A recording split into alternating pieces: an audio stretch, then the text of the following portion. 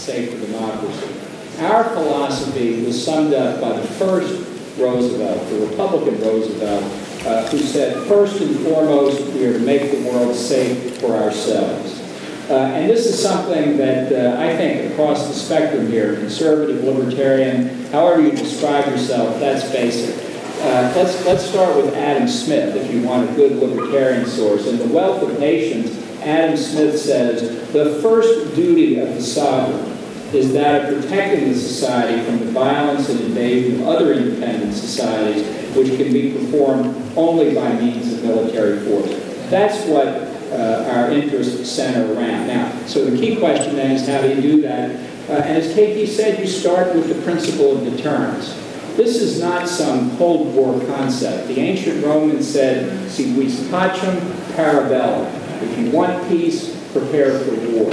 And George Washington, in the first State of the Union message, when they were still worth something, George Washington said, almost a direct translation, to be prepared for war is one of the most effectual means of preserving peace. So today, what that means is the following. We need a president who believes in American exceptionalism, who believes that American strength internationally is a positive force for peace, stability, and commerce, and who believes that ultimately only the United States itself can protect its interests, not international institutions like the United Nations. We also need an assertive international political and diplomatic presence. The essence of statecraft is looking at small crises and problems around the world and acting early to prevent them from becoming major problems, and to do it when the costs are low and the benefits are high. And I'll just give you one historical example. If the West had stopped Hitler from moving into the Rhineland in 1936, the entire course of 20th century history would have been different. Now, what it also means, and we've got to be honest with ourselves here, is we need adequate resources to be able to maintain a credible posture of deterrence, especially in the defense budget. And I'm prepared to argue without hesitation, not all budget dollars are equal. A dollar spent on a carrier task force is different than a dollar spent on soybean subsidies. I think Ronald Reagan recognized this throughout his tenure. He said the top priority of the federal government is the safety of the country. He said to his Defense Secretary Cap Weinberger, defense is more than a budget line item. He said at the recommissioning of the New Jersey in 1982, yes, the cost is high, but the price of neglect would be infinitely higher. Now, deterrence can break down. That's an unfortunate fact, where our interests are threatened in palpable ways, where we're attacked ourselves, where our allies are. We have to act to defend ourselves. And this is where the hard choices are made. But let me be also clear. I think it's important that we understand and endorse that the preemptive use of military force is also necessary and appropriate, especially against terrorists and the weapons of mass destruction. This is a necessary step to prevent innocent civilians from being killed. And again, this is a lesson of history. It's not a recent lesson. Winston Churchill said many years ago we should have strangled Bolshevism in its cradle after the Russian Revolution. He was entirely correct. This doesn't mean that the use of force always and everywhere involves exactly the same thing. There are very difficult questions at issue here. But it also means this is not a debate about interventionism versus non-interventionism or unilateralism versus multilateralism. Those are instrumental questions. The real question is how to protect American interests. And I think it's very important here not to fall for the Obama trap, that you either engage in diplomacy or you're in all-out nuclear war. That is a ruse that is used too often, and we need to be careful of not, as I say, falling into that trap. The key here is that American strength is not provocative. American weakness is provocative, and that's why we've got the most provocative administration in our history in office now. Thank you very much. Thank you very much.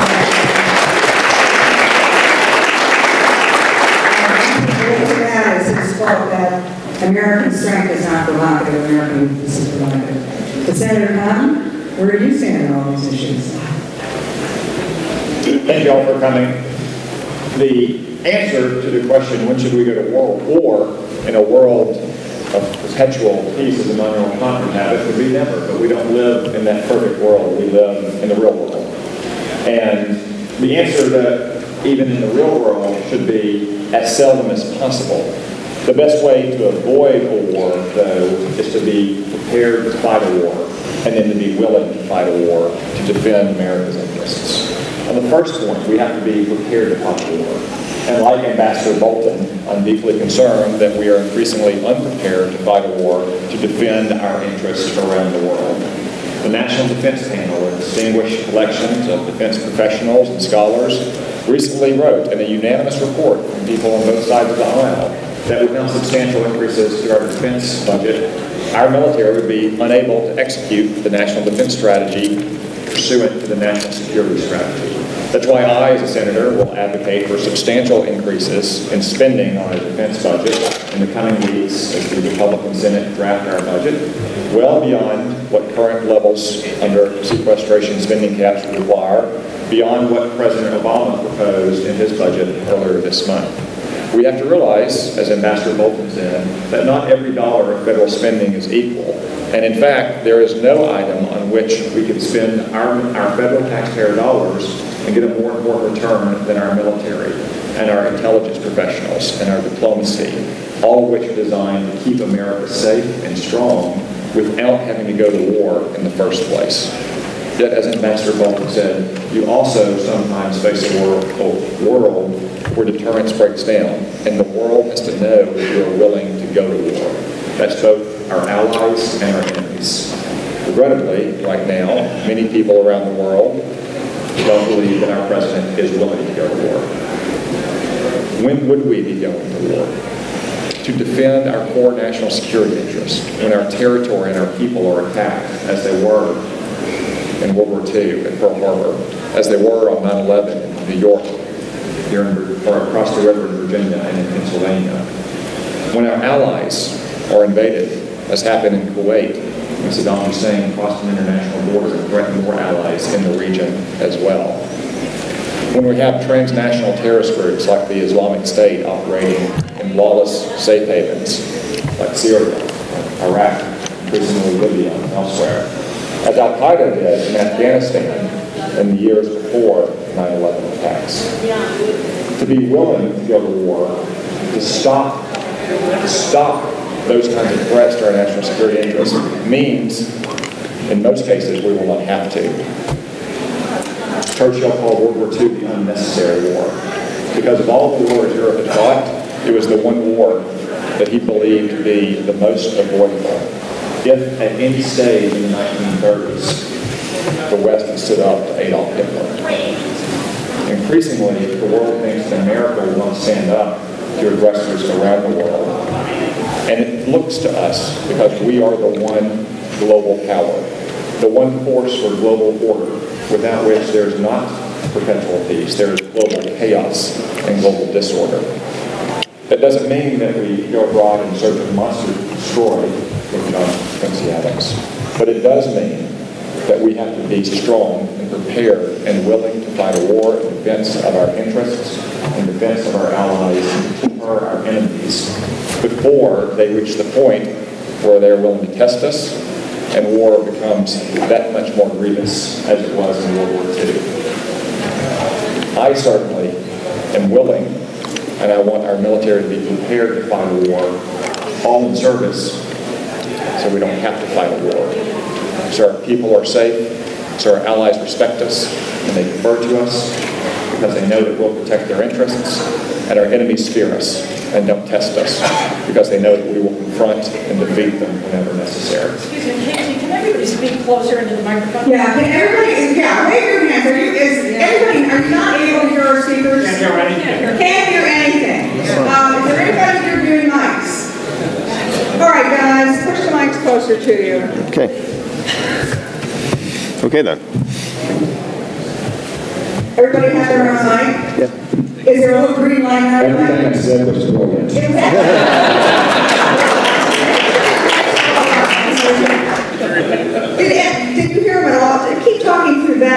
see if anybody hears you. Not, what about that one? Is this okay? Yes. Let me synthesize 5 minutes of remarks briefly into about 30 seconds. We will avoid war to begin with if we are prepared and willing to fight a war. Being prepared means that we realize our military is underfunded and needs more money that's going to be able to fight our wars, but more importantly, to deter enemies from starting those wars to begin with. Second point, we have to be willing to fight a war. Too many people think the current president is not willing to fight a war to defend our interests, which are protecting our territory, defending the lives of our citizens, standing up for our allies, protecting commercial interests around the world. If we are willing to fight a war, if we're prepared to fight a war, then war is much less likely to occur. Because our allies will refer to us, knowing we take their security interests into account, our enemies will be fearful of us, knowing that we will confront and defeat them in any manner. That's what America lacks right now, and that's why when you look around the world, you see chaos and disorder, not order, not peace, and not an America that is strong and influential. Senator, the one line that I don't know that everybody heard in your first unamplified presentation is when you talked about America is a force for global order and the alternative to it is what you talked about. America is a force for global order because we're the only global power and have been since the beginning of our country. The alternative is not perpetual peace and stability within America. The alternative is disorder and chaos. Well said. All right. Brian Zinke, do you have a mic that works?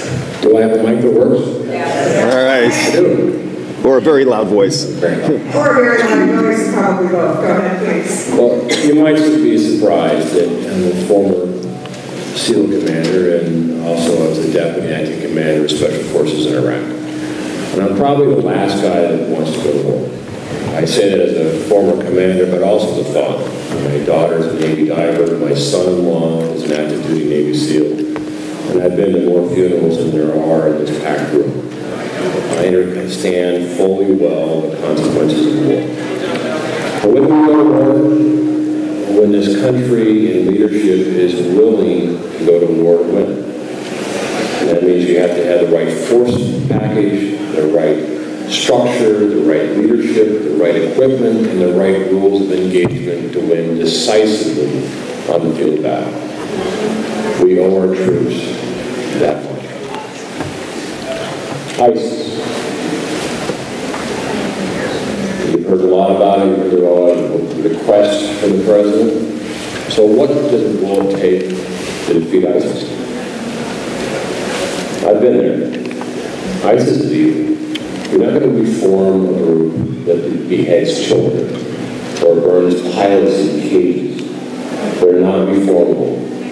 And ISIS is as much a battle within Islam as it is between the East and the West.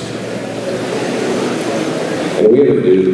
A great nation also bears great responsibility. We have a duty to fight ISIS. We also have a duty to explain to American people what the consequence of fighting ISIS is. It's not a sprinkling of special forces.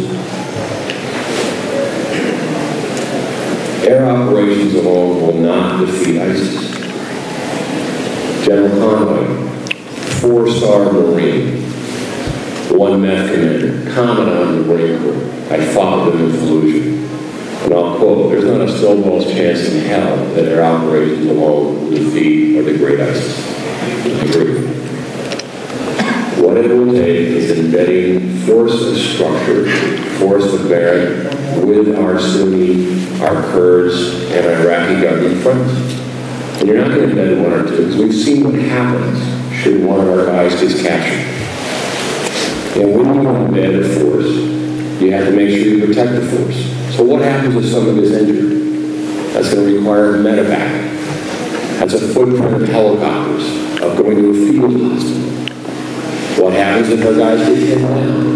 And then we have to provide a quick reaction force so we don't have another Somalia or Benghazi. That requires a footprint and protection. And then we have to make sure that our allies can carry the fight and momentum by supplying food, ammunition, supplies, medical. That also requires a footprint. That's what's going to be necessary in my judgment and judgment of General Abizaid and Conway and other military leaders if we are going to be successful in the mission of degrading and destroying ISIS. And I think the American public is tough, but we deserve the truth. We won't be able to win against this enemy if we conduct it from over the horizon, if you don't have intelligence to the ground, if you're not showing resolve to our allies. And look, we did leave Iraq too soon. We disenfranchised the Sunni tribes that fought alongside us. We ignored the Kurds. We left without a status of forces agreement. These are mistakes that were made, but it doesn't mean we have to make the same mistakes going forward.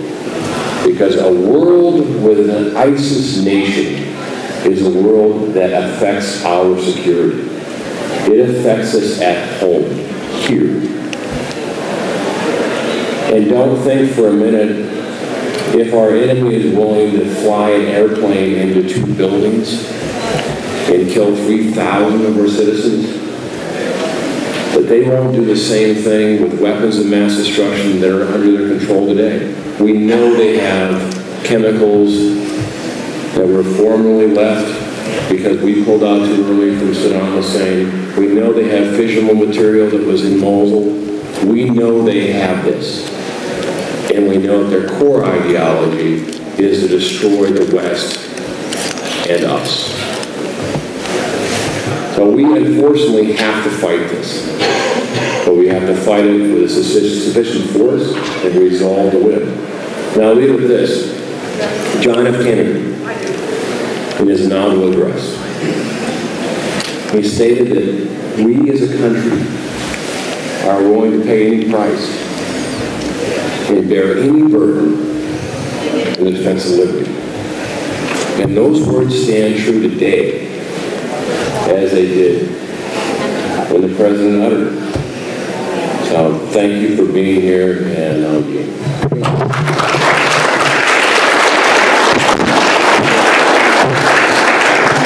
before Dr. Carafano starts, it looks like there are dozens of people outside who are trying to get in. Can you possibly, we can stand along the wall, if any of you are nimble enough to get down with the prospect of getting back up, you could sit down in the front here. Just, I think probably legally we have to clear an aisle. But please, the nimble ones among you. Nimble ones. Help yourselves. Yeah. So, am I live? I think I'm live. You're live. All right. Okay, but wait till we have the guys in uniform sit down on the ground. Okay. We really do want everybody to get here because there is no more important issue than this, and there are 4 people who are really the people who are going to make a decision for our nation. You be my guys. Citadel. Oh my God. Oh man. All right. Well. Okay. The Army, finish it off. All right. Hey. Thanks, Carafano from the Heritage Foundation. I am so excited. Everybody is here. I think I just get really jazzed when people get excited and care about this issue, no matter where you are. So thank you so much for coming. It's an awesome panel. I'm excited to be here with them, and we have a tremendous moderator who, by the way, is getting a big award on Saturday, which I think is very cool and well deserved. So we should give KT a round of applause. Having said all that, I think this panel's a terrible idea. I think it's a stupid topic. No, and here's why. Because I really believe that the most dangerous enemies we have in the world today have no interest in fighting a war with us. They do not want to fight us. What they want to do is they want to win without fighting. They want to win their victories and not see one American leave our shores. And I'll give you 3 examples just really quickly. Russia. Right? So Russia's perfectly happy to send arms and kill innocent people into Ukraine and have a war in the middle of Western Europe. But at the same time, they don't want the West to intervene. They don't want to go toe-to-toe with the United States. So they're investing untold sums of money in a propaganda campaign, which is unprecedented since the Cold War. So they're out there saying, well, we're defending the West against fascists, even as they funnel money to fascist groups to agitate in the West, as they fund money to environmental groups to protest energy programs, which running competition with Russian energy programs. As they say they're the defender of the Catholic Church, of all things, at the same time they're absolutely oppressing religious liberty. And as they say this, well, it's not really our fault, and all we're doing is really asking for what our legitimate needs are. And in the West, you have people actually parroting that, well, the Russians are just need their legitimate living space. As if it's okay for the United States to rubber stamp a policy where another country can just take another country's freedom, and we think that's okay. So look at China.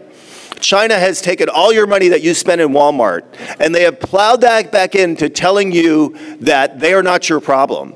So they don't allow Hollywood films which portray Chinese as bad people. And when there are Hollywood, as a matter of fact, the Chinese, there's a cyber movie out, right, called Black Hat, where the Chinese are the good guys. All right, look, they fund institutions and American universities to undermine American values.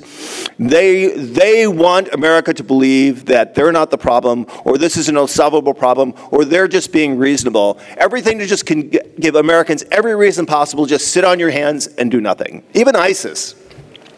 I think fundamentally the ISIS strategy is not to fight America. It's to have America be fearful and say, oh no, not again. We're not going to deal with another problem like this. If you look at these videos, which are primarily, look, they're primarily they're recruiting videos and fundraising, right? They're really speaking to the chosen. I mean, they're really just violence porn. But there is also in there a message to America: you should be fearful and you should be afraid of us. This is their idea for the drone strike, right? Americans could reach out and touch us. Well, dude, we can reach out and touch you. We can cut people's heads off. How do you like that? And put it on a video. So why are they wearing orange? Why are the prisoners always wearing orange? Because we put guys in orange uniforms when we ship them to Gitmo. So they say, you humiliated us, we're going to humiliate you. Did you ever notice that the victims always just stand there sheepishly and get executed? Like, well, what's the deal there? Well, it's because they repeatedly take them out and do mock executions. So they never know when they're really going to die. But the point is, when they really die, they want them to look like sheep going to the slaughter. So they can send a message that we are to be feared and afraid. And they part of in their hearts, they believe that. They believe that we will just be a paper tiger and we'll walk away and we'll throw up our hands and we won't do anything. So your enemies out there, they don't want to have a war. They want you to believe you're weak. They don't want you to believe you're not going to defend yourself. And they want you to believe it's all hopeless. And quite honestly, we have a lot of people in our country that parrot that message back to us. And that is the best prescription for a war to happen. So I'll just talk about 3 things real quickly. So how do we win without fighting? And you've heard some of this already, but just to put some facts to it. So a strong national defense. Heritage just came out recently with the Index of Military Strength, where we came up with an objective way to evaluate the military capabilities that we have, the interests we have to defend, and the threat that we face. And I won't bore you with all 400 some odd pages of the report, which we'll put out every year to see if we're getting better or worse. But the bottom line is, it's marginal. So think about that. You're spending about a little over $500 billion a year, and you're getting a marginal defense.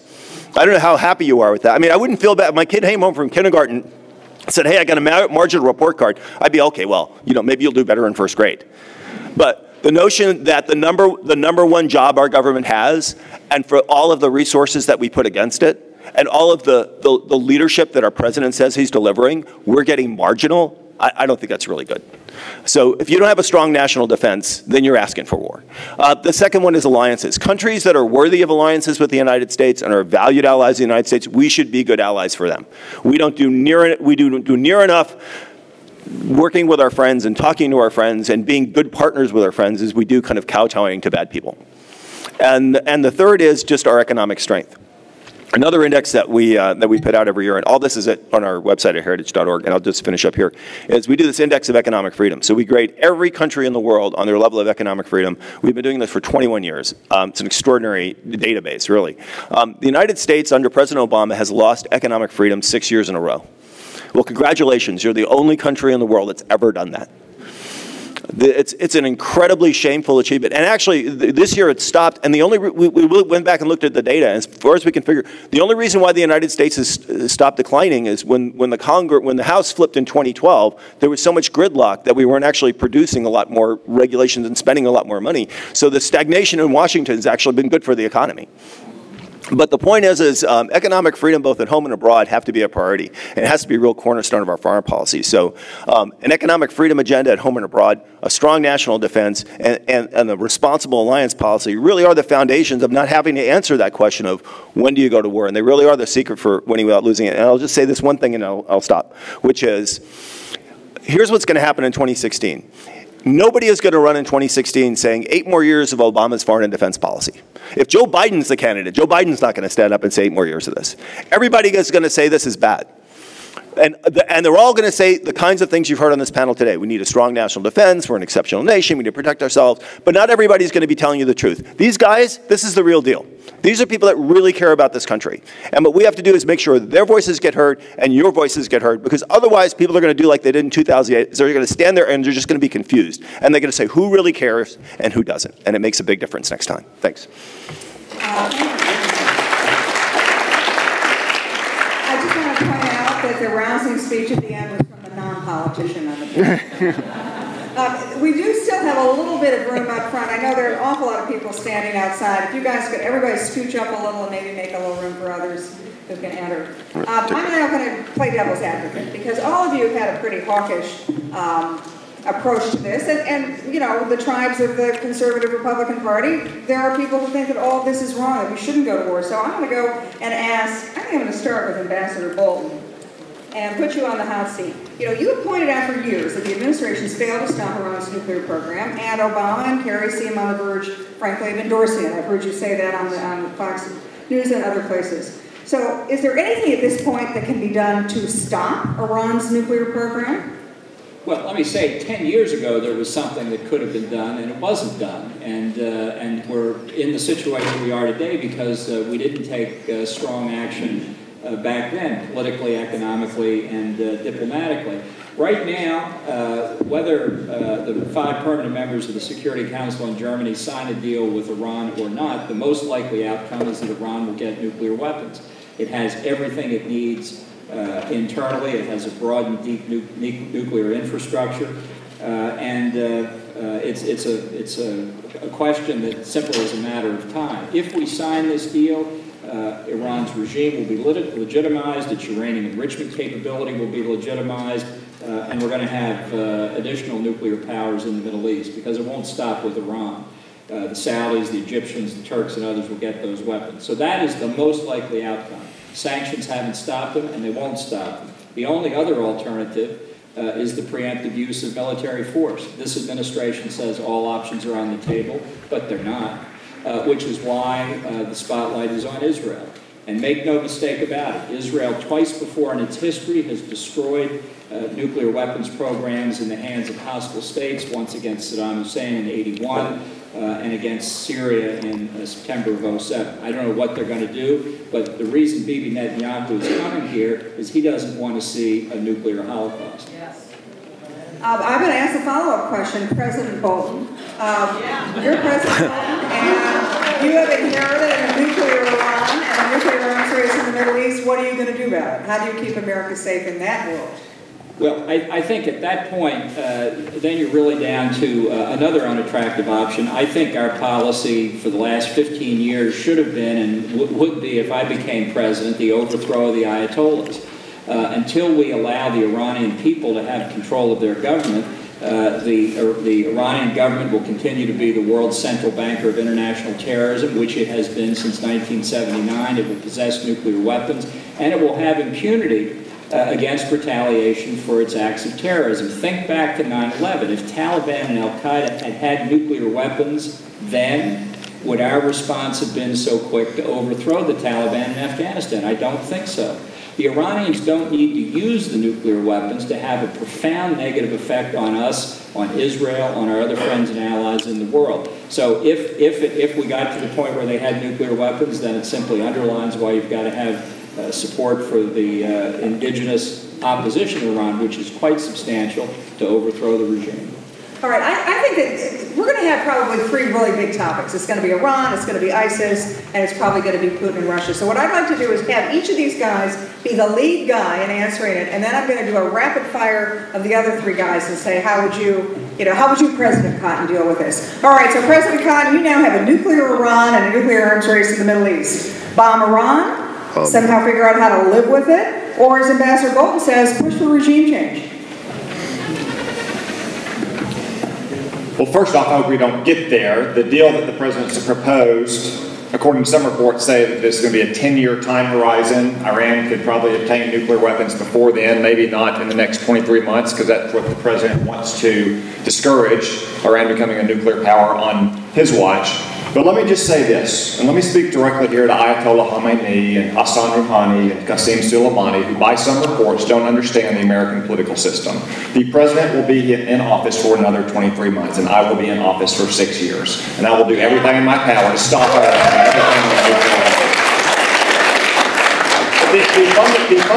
The fundamental American policy towards Iran now, in the future, as well as in the past, should be regime change. We don't have a problem with the Iranian people. In fact, they are a big, middle-class, well-educated people, oftentimes pro-Western and pro-U.S. and anti the Ayatollahs. The problem we have is with their insane leadership, who is the original radical Islamic extremists that have been exporting terror and killing Americans around the world for 35 years. So our policy should be regime change, and the president missed his very best opportunity, perhaps the best opportunity we've had in 35 years, in 2009, when he did not stand up for the brave Iranians who are protesting a stolen election and then killing Iranians in the street. Now, so whatever happens with these nuclear negotiations, and the nuclear negotiations are simply one part of the president's failed Iranian strategy, which includes his strategy in Syria, which includes his repeated disparagement of the Prime Minister of Israel and the government of Israel's policy towards Iran, which includes his policy towards the Gulf states. Whatever happens in these negotiations, the policy towards Iran has to be regime change and the replacement with a pro-Western regime that is not going to be the greatest force of instability and greatest state sponsor of terrorism in that region. Thank you. I'm going to now turn to Representative Zinke. You were the kind of guy who would have to have pulled off regime change in previous decades of American foreign policy. What do you think? Regime change, live with Iran's nukes? Well, first thing as president, I'd have Tom as my vice president. You know, the way I look at it is, I'm from Montana, and our energy picture in this country is far greater than what we've admitted to in years past. What if? And I was down in Oklahoma recently, and Steve Russell, he's a representative like me, a freshman, and I heard him talk. You know, we have, I don't know how much a quadrillion cubic feet of natural gas is, but Oklahoma has 4 of them. In Montana, we have about 200 years of coal that will supply this energy needs for 200 years. And fracking has changed everything. So I give this scenario. What if we could get on with it and develop our natural resources so we could export liquid natural gas to Europe? What would that do to Russia? If you take energy out of Russia's economy, they don't have very much left. What if we were not held hostage by powers in the Middle East for our energy needs? You know, and God's got a sense of humor. He gave us fracking. And it's been demonized, but there isn't one documented case of mix between a frack and an aquifer. I'm a former geologist, and I challenge any group, document it, because there isn't one. But it's been demonized. So what happens if we're energy independent? And this has been a national goal since the Carter administration, and probably before. If the United States Navy were to pull out of the Persian Gulf, there isn't a Coke bottle that would make it out of there without the Somalian pirates having nearly everything. Right. No one can do what our Navy can do. No coalition can do what we do every day. If this country decides to get serious about economics, And you need a strong economy to afford a strong military, to afford promises we've made as a country. And we made a lot of promises. We've made a lot of promises in Social Security and defense and our way of life and infrastructure. And all those have a bill. But to me, we're given a great opportunity in this country to be energy independent and stop being held hostage by foreign countries. And the leverage that provides globally, I think, is an opportunity that we as a nation have to aspire to, and we got to think big. I love Teddy Roosevelt. At least he had, think big and the vision. And I think we need to, as a country, we need to think big again. Okay, so we've had regime change on steroids, we've had bankrupt the bombs. Carafano, what's your answer? Jeez, okay, so I have to preface things real quick. So first of all is, I don't know if this is going to happen, but there are rumors that this might happen, where the president actually may announce an Iran deal before the weekend's out. And actually preempting Bibi's speech. So I'm not saying it's going to happen, but you might actually hear there's an Iran deal as soon as tomorrow or the day after. And the rumor is it's a 10-year deal. So it's the kind of deal which won't give anybody confidence that you've stopped Iran's nuclear program, but it will kind of restrain others because it will feed into the lie that we're doing something. The other thing is when people talk about the timeline on Iran, I think they think about it in all the wrong terms. It's like, when will Iran get the bomb? That's the wrong way to think about it. Ambassador Bolton's right. We're way past that. They will become a breakout nuclear power when they want to, when it suits them, right? So the timeline is their choice. It's not when they're just going to do it when they're ready, like it's automatic. And it could happen now. It could happen 10 years from now, but it's going to happen when it's advantageous, mostly advantageous for them as they see it. So I'll just add, what are the things to start to take this regime down, and just some of the things that weren't mentioned. So first of all, missile defense. We need to get way back into the missile defense business in a big way, because we need to overmatch the threat so massively that the Iranian weapons look useless, even if they get them, because there's no capacity to use them. That's number one. The second is money. The money is such a big deal here. Look, they have to fund Hamas. Let me get this right. I'm going to miss somebody. Hamas, Hezbollah, the Houthi guys in Yemen, Assad, and the Shia militias, not to mention all the yahoos in the Iraqi government who are corrupt officials and the mullahs and everybody else. That's a lot of money going out the door. These guys are chronically in dollar overreach. And so anything we can do to crunch down their economy is really going to put them back in the box and it'll hurt, which is why the sanction relief of the administration was so horrible. The second thing is the military footprint.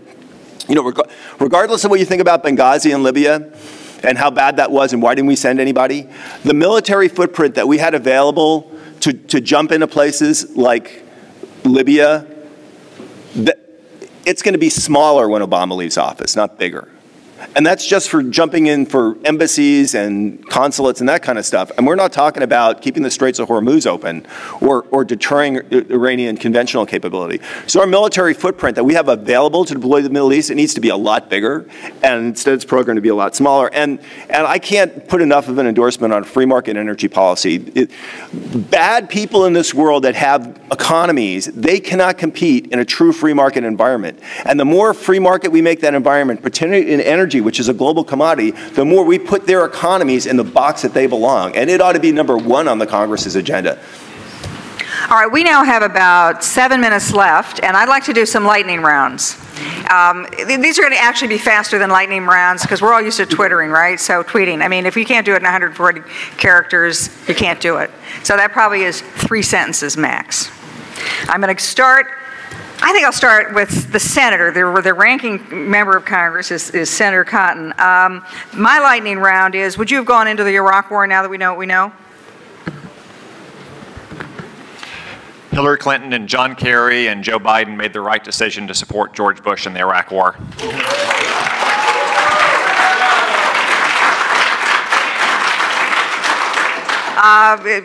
Representative Zinke, you fought that war. Would you have gone in knowing what we now know? No.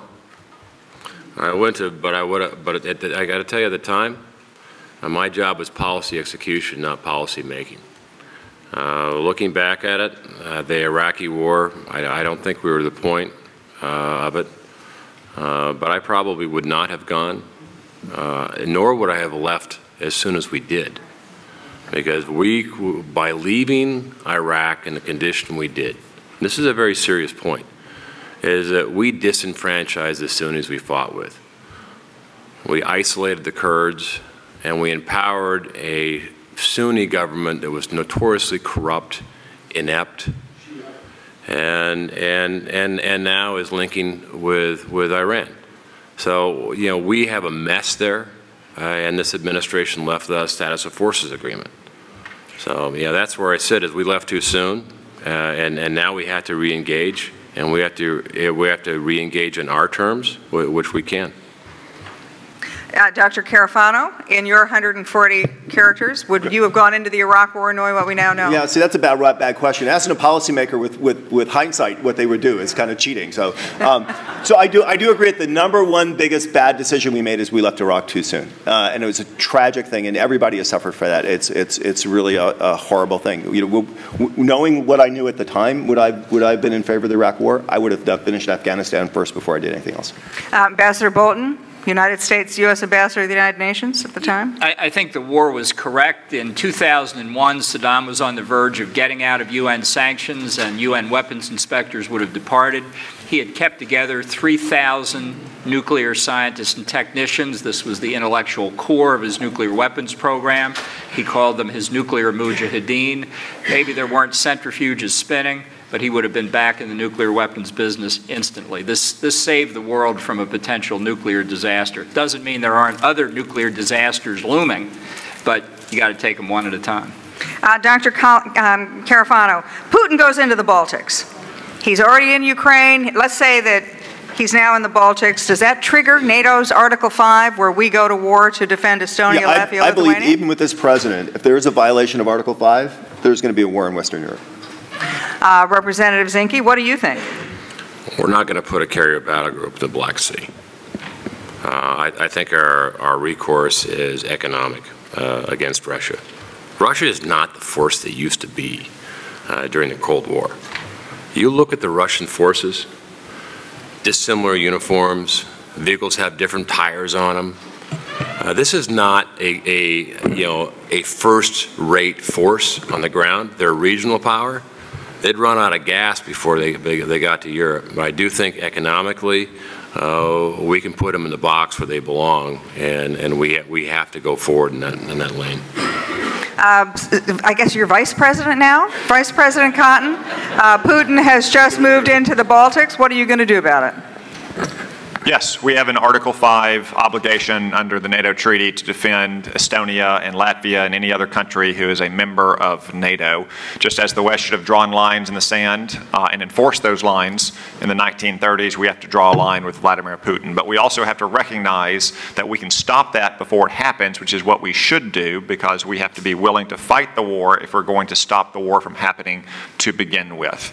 If we say to Vladimir Putin, perhaps with the presence of more rotating troops training in Estonia and Latvia or any other country that's threatened, perhaps with additional military support for their militaries, with more sanctions against Russia. If we say all those things to Vladimir Putin, he will understand that the West is once again serious about stopping Russian expansion at a time when Russia faces fewer threats on their near abroad than they have ever faced in their history. All right, now you already have heard three guys give great answers. So Ambassador Bolton, we're going to throw an extra twist in this. Article 5 of the NATO treaty says that an armed attack against a NATO ally will mean we all come to that ally's defense. What if it's a Ukraine-style little green man, deniability, it's not an obvious armed attack? What do you do then? Well, this president will not come to the defense of Estonia, Latvia, and Lithuania. I think Vladimir Putin senses that. I think this is the gravest moment of vulnerability for the NATO alliance in its entire history, and I'm very worried what will happen in the next 2 years. What we should have done was follow the logic of NATO expansion, as President Bush proposed in April of 2008, and brought Georgia and Ukraine on a quick path to NATO membership. You don't get many laboratory experiments in international affairs, but we got one then. 4 months after the Europeans blocked that move in April of 2008, Russia invaded Georgia in August. And I think Putin listened very carefully to Barack Obama's first statement after the invasion. He called on both Russia and Georgia to exercise restraint. feature that. So I think we're in trouble. I think, look, it's very hard to defend the Baltic republics. That's why we should have spent the past 10 years or more making sure that the Russians didn't even think about it. I think we're past that point. I think that's why we're in such danger. New topic, cyber war. Let's see, Defense Secretary Carafano, you have just been, the electric grid has just gone down in the United States. We're not quite sure who's done it. What's your response? We think it's China, but it might have been Russia. What do we do? Yeah, well, first of all, I'd like to quote Mike Lee. Not only am I not running for president, I'm not available for any office, but look, here's what I can tell you, because we did a lot of modeling on this and looked at, because we never had a mass loss of the grid. So we've done a lot of modeling on other disasters that could fit as kind of metaphors for that and kind of scaled that up. Here's what I can tell you. If you lose the US-Canadian grid for a prolonged period of time, we're all going to die, period. That's just, we're all going to die. So my answer is don't lose the grid. Great answer. Senator Cotton? We have just been subject to a cyber attack. We're not quite sure who did it, but we think we know. What do we do? Well, first you have to assess and be certain you know, as George W. Bush did for a number of days after 9/11. He didn't rush off immediately, even though we all suspected it was al-Qaeda. But we also have to recognize that cyber threats are just a new kind of threat, just like intercontinental missiles and nuclear weapons and the tank and machine guns at various times throughout our history have been a different kind of threat, but fundamentally they don't change the relationships between nation states or with terrorist groups. And just as we don't expect a bank, for instance, who's had mass gunmen run in and rob their tellers at gunpoint to go out and find the robbers, we trust the police and we trust the FBI, so we have to trust the federal government and our defense and intelligence professionals to protect against cyber threats and to deter against cyber threats and to punish cyber threats when they occur. That may or may not be a cyber response, but we have to treat it as what it is, which is just a new kind of warfare that is just another evolution in the nature of warfare that doesn't change the fundamental nature of relationships between states or peoples. Ambassador Bolton, America's under cyber attack. What do we do? Well, I think Senator Cotton has pretty well summed it up. If you're at the point where you're already under attack and you don't have either adequate defenses or retaliatory capability, your deterrence has failed. And I think the President and too many Americans just don't take this issue seriously. They don't see physical destruction like you do in conventional warfare, and they don't see the consequences. The President called the North Korean attack on Sony Pictures vandalism.